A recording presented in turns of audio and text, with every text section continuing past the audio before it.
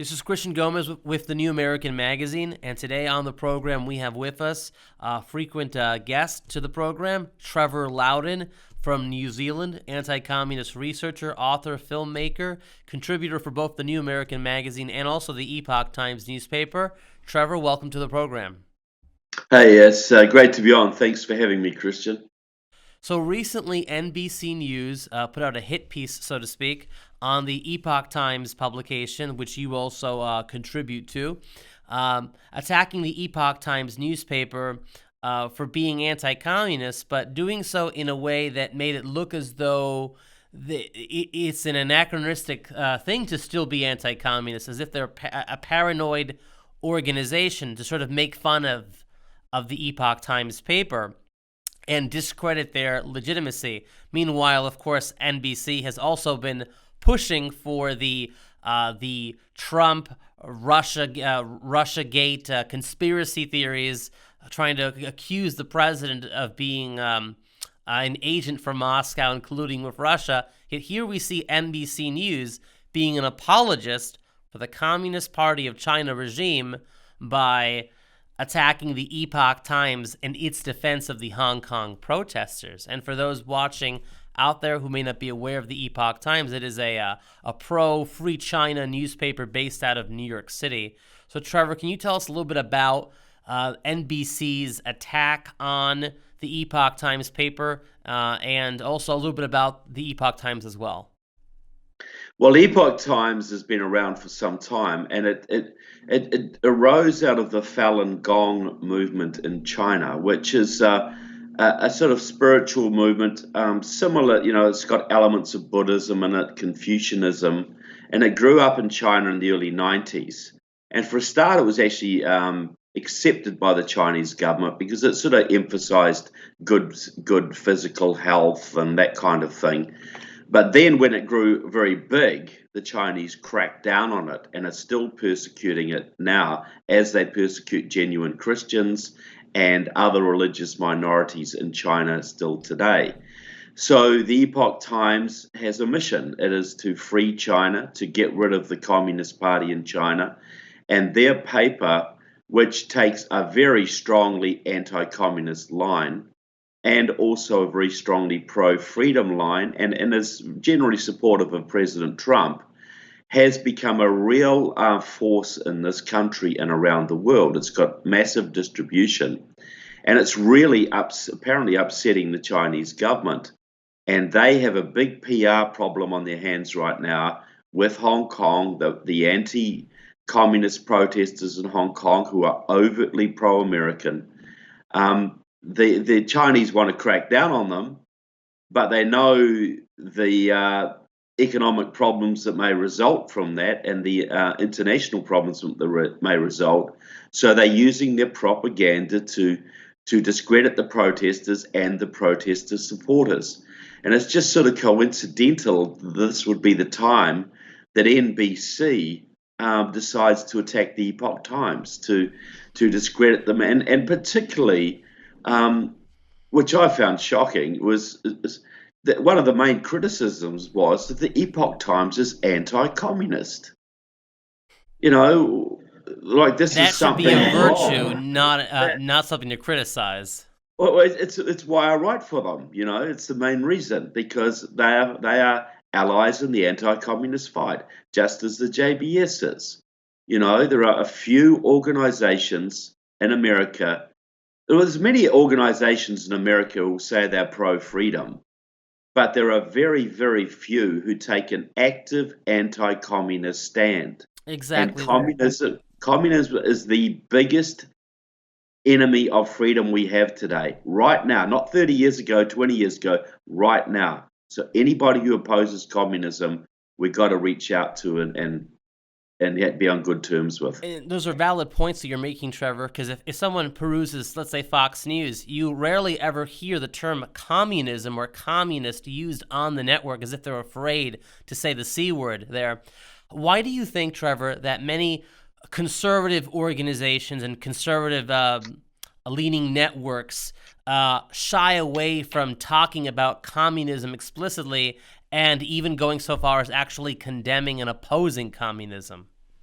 Well, see, Fox News will criticize Venezuela, but it's all on economic terms. You know, that they're impoverishing the country. Socialism impoverishes the country, but they won't say that Venezuela is a communist dictatorship backed by Cuba and Russia and China, which it is, militarily supported by those two major And countries. Fox never mentions that Nicolas Maduro and also his predecessor Chavez were both supported by the Communist Party of Venezuela, the Partido Absolutely. Comunista de Venezuela, the PCV. Absolutely. And just by the way, a top aide to Nicolas Maduro was one of the international guests at the recent Democratic Socialists of America convention in Atlanta. So this so-called Democratic Socialist organization had several communists were guests there. The leader of the Communist Party of Austria, the former East German Communist Party, the Sudanese Communist Party, for instance. But they also had an aide to Maduro. So, you know, they're not all about Northern Europe and social democracy. These people are hardcore communists. They're But reaching out to the international communist movement. they are part of the international communist movement now. But you know, why won't the conservatives call it the communists? Because many so-called conservatives in America now, they put free trade before national security. You know, it's all about the money. It's all about building up wealth. And I'm for free trade, but not when it comes at the expense of your national security. Why Like is I that? would, What are the dangers of having free trade with China? They make so many goods at low yeah. cost, or even Russia or Cuba. Why shouldn't we trade with these communist regimes, Trevor? Well, for instance, I'll give you an example. You know, well, you go back to Nazi Germany before World War II. American companies were doing massive trade deals with Nazi Germany right up to the outbreak of war. And then American boys would go and have to clean up the mess and get shot at with munitions made in German factories. You know, after the Bolshevik Revolution, it was many American companies that kept the Bolshevik Revolution alive. So they made billions trading with the Soviet Union. Then the American taxpayer had to spend about 10 times that actually building up America's military to defend itself from the Soviet Union. And right now, China and America, it's really like Nazi Germany 1938. You know, they are preparing for war for the United States. They were an agrarian economy 30, 40 years ago. And when Nixon and Kissinger opened up trade to China, that set the Chinese on a path to where they can now challenge America militarily. They're building 60 ships a year, warships a year, while America's building 8 or 9. They have one of the world's biggest armies, some of the most high tech you can imagine, and they're allied to Russia. So Russia's got the nukes, and China's got everything else, plus a huge army. Okay, Trevor. We have built up our own enemy. Valid point. We've built up our own enemy, just like we did with Nazi Germany before World War II. Big business is playing a crucial role in building up our future adversaries, but we're running out of time now. One last question, Trevor. With the case of Nazi Germany, they were brought down through a war. What do you recommend to bring communist China to its knees? What should the U.S. do in this case now?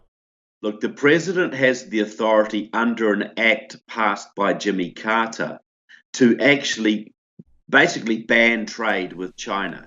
He could order all American companies out of China, and I believe he should. But on the path to that, maximum economic pressure.